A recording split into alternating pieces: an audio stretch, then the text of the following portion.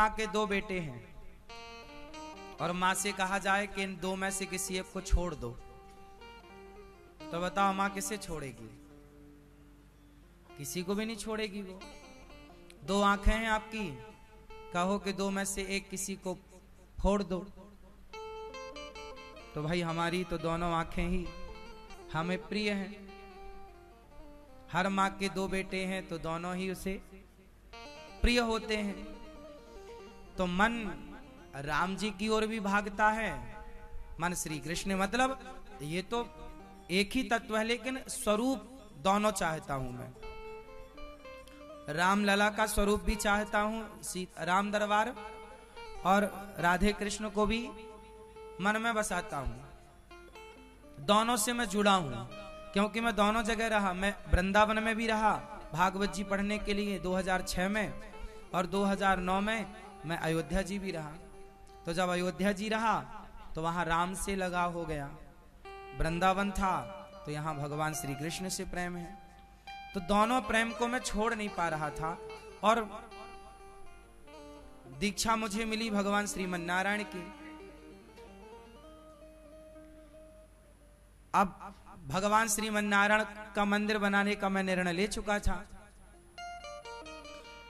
बड़ा कंफ्यूज था कि प्रभु को कहा। फिर अभी कुछ दिन पहले इंजीनियर आए तो मैंने उनसे बोला कि बीच में फ्रंट में भगवान श्रीमन नारायण लीजिएगा, अगल बगल में पेंटिंग राम जी की इस तरफ, कृष्ण जी की इस तरफ लीजिएगा।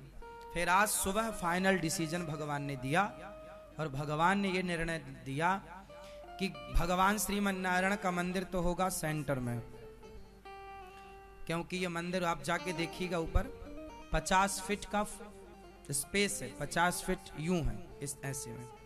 तो सेंटर में भगवान श्रीमन नारायण, इस तरफ राम दरबार, और गौरी गोपाल भगवान वहां से, चूंकि यहाँ पर चल प्रतिष्ठा हुई थी तो गौरी गोपाल भगवान वहां से यहीं आ जाएंगे अब जब ये तैयार हो जाएगा। तो राम लला आ जाए हृदय में, और उन्होंने कहा कि हम भी हैं, हमें। तो भगवान का इशारा हम समझ गए कि प्रभु, और हम इस बात से आज बहुत खुश हैं कि प्रभु ने हमें याद रखा है। जब भगवान की याद अचानक आ जाए तो समझ लो कि आपने याद नहीं किया उन्हें, उन्होंने याद किया है आपको। हमने याद नहीं किया राम जी को, राम जी ने खुद याद किया है हमें, इसलिए उनका चिंतन हृदय में प्रकट हो गया। जब आप बिहारी जी को कभी कभी अचानक बिहारी जी याद आ जाएं तो समझ लो कि आपने उन्हें याद नहीं किया, उन्होंने आपको याद किया, उन्होंने याद किया। तो अब गौरी गोपाल भगवान, भगवान श्रीमन नारायण, अब यहां 3 मंदिर एक साथ बनेंगे।